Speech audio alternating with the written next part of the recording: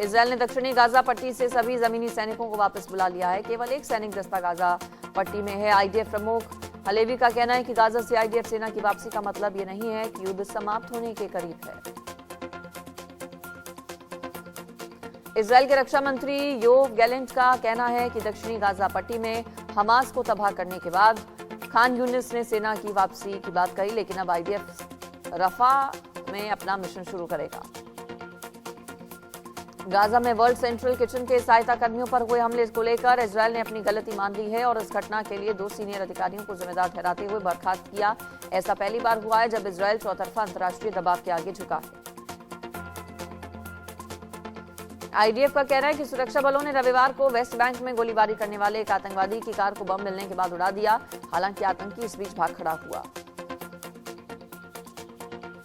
Israel के Lebanon की सीमा के पास सटे इलाकों में अचानक सायरन बजने से हड़कंप मच गया। लेबनान से आतंकी संगठनों ने रॉकेट लॉन्च किए। इनमें से कुछ को इजरायल ने नाकाम कर दिया। इसके बाद इजरायल ने हिजबुल्लाह के ठिकानों पर ताबड़तोड़ हमले किए। इजरायल पर 7 अक्टूबर को हमास के हमले के 6 महीने पर पूरे होने पर इजरायल में नेसरेट समेत कई स्थानों पर प्रदर्शन हुआ। वहीं पेरिस समेत कई दूसरी जगहों पर भी इजरायल के समर्थन में प्रदर्शन किए गए। इजरायल पर हमले के 6 महीने पूरे होने पर नेतन्याहू ने कैबिनेट की बैठक बुलाई। बैठक में नेतन्याहू ने कहा कि युद्ध के दौरान हमारी उपलब्धियां बेमिसाल हैं। हमने वरिष्ठ कमांडर समेत हमास की 24 बटालियंस में से 19 को खत्म किया। इजरायल के प्रधानमंत्री बेंजामिन नेतन्याहू का कहना है कि इजरायल गाजा युद्ध में जीत से एक कदम दूर है। उन्होंने कहा कि जब तक हमास सभी बंधकों को मुक्त नहीं कर देता तब तक कोई संघर्ष विराम नहीं होगा।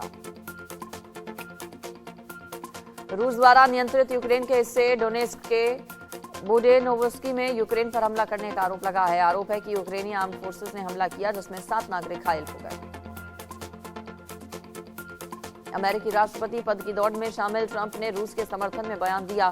वॉशिंगटन पोस्ट की खबर के मुताबिक ट्रंप कीव अधिकारियों पर दबाव डाल सकते हैं और संघर्ष को समाप्त करने के लिए उन्हें कुछ क्षेत्रों को छोड़ने के लिए मजबूर कर सकते हैं।